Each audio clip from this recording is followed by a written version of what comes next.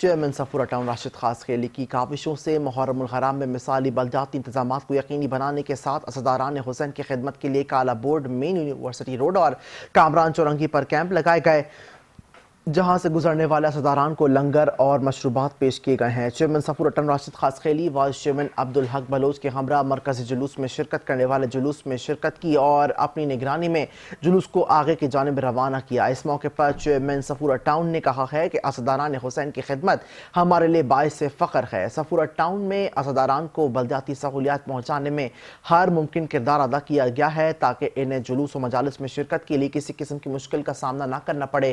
کالا بورڈ میں مین university road پر town کی جانب سے اسداران کی خدمت کے لیے کیمپ لگایا گیا ہے، جہاں اسداران کو نظر و نیاز کے ساتھ ساتھ مشروبات پیش کیے گئے ہیں۔